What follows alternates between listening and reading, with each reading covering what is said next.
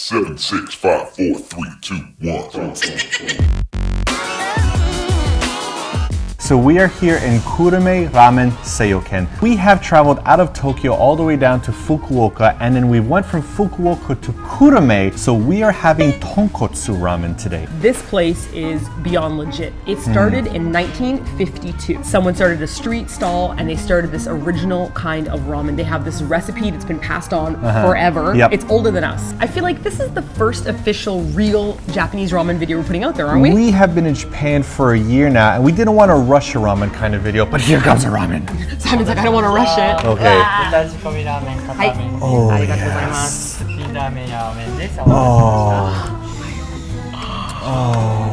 Arigatou gozaimasu.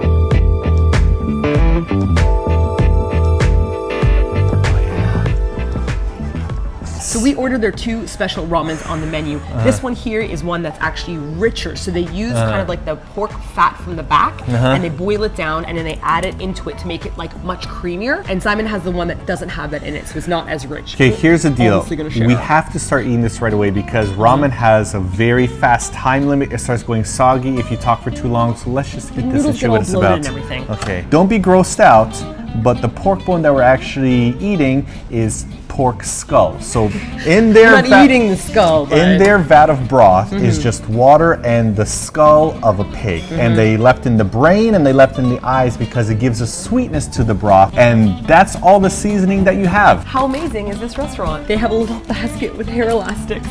Hey, you know that a girl is serious if she looks in the eyes, puts her hair back in a ponytail, and starts slurping down some wet noodles. Yeah. You know what I'm talking about. I'm only talking about ramen. Get your head out of the gutter. Let's start. Itadakimasu. Itadakimasu. Ooh, I can see little pieces of the pork fat floating around here. Oh my god. Let me try. Oh my god. I don't have any in mind. Because you didn't get the rich one. Try this. Ready? Those are like little fried bits. Tiny fried bits of like pork rind magic. Ayo. Right?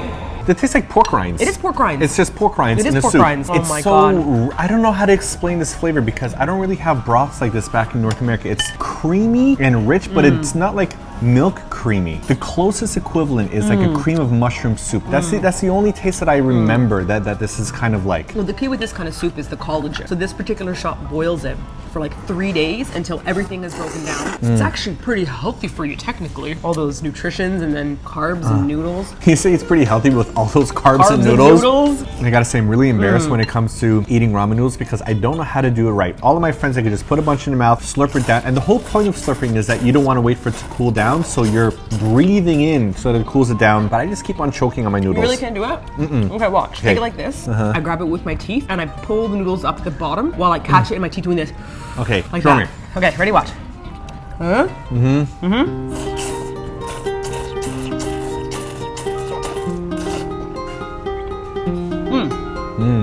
No? Why do you make like that? And what has to be one of our all-time favorite additions is the hanjuk tamago. A perfectly soft boiled-ish egg.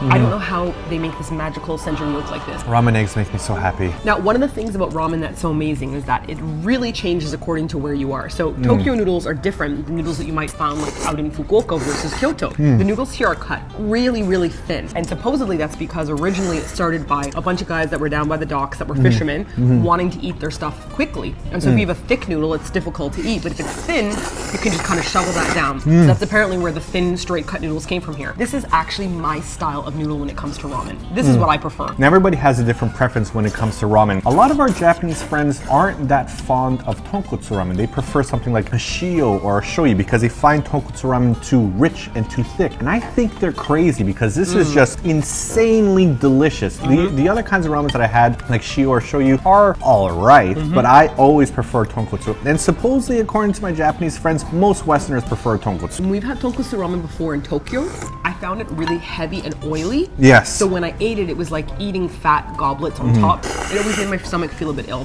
This is very different. This almost tastes like a chicken soup, like that kind of homemade chicken flavor. It doesn't have a heavy, greasy taste whatsoever.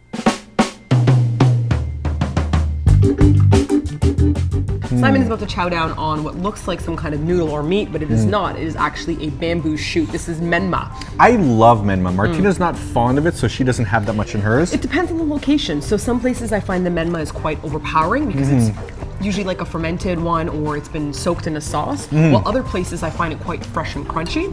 And that's what's cool about ramen is that you can get a lot of them customizable. This is chashu, which I'm sure I'm not pronouncing properly. But basically it's a really thinly sliced pork that goes into it. If you're at a bad location, it'll be tough, it'll be chewy, it'll taste like it's just been way overcooked and you're like, if you're at a great place like this, it's gonna fall apart in your mouth.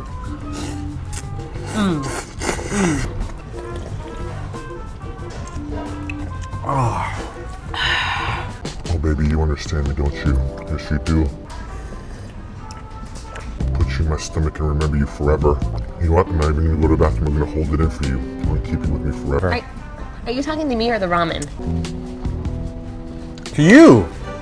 Of course. My love. You gonna finish that? I will say though, what I just did is a little bit strange because in most of the ramen shops that I've gone to, I see people finish the noodles and then pretty much leave the broth behind, but I don't know how they could do that. This is so delicious. Maybe because it's not super healthy or whatnot, so people just want to have the noodles instead.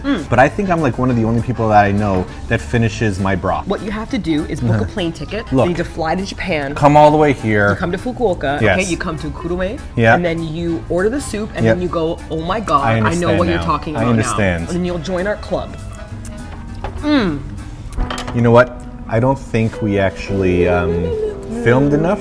Should we get another bowl just in case people want to know? The card might have corrupted. And Did so we record press that properly? I'm not sure. if we... お待たせいたしました。いや、大仕込みラーメンでございます。ありがとうございます。 So are we supposed to say more about this? Oh, you just want to shovel it down? You just want to I see eat how this. is. Here's for you. Is this one bowl going to be enough for us? Oh no, we don't have Didn't press enough. record. Oh my Yeah. god.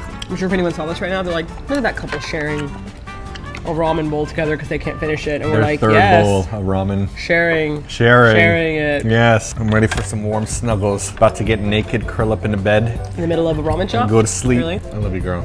Oh no, Simon's got the Mm. food happies again. Whenever he's really happy with food. You're the love of my life, you know that? What about ramen? I'm so happy that I married you. I thought you were talking about. Are you talking to ramen or me? Thank you for coming to Japan with me and participating in these food adventures. Are you food drunk? I just love you so much, girl. He's food drunk, people. You're the best thing that ever happened to me. Food drunk. Oh, I like your smell. You smell like snuggles. For sure, food drunk. Hush, girl. It's okay. You're all right. Snuggle up. No, I'm just whispering. That's what it is.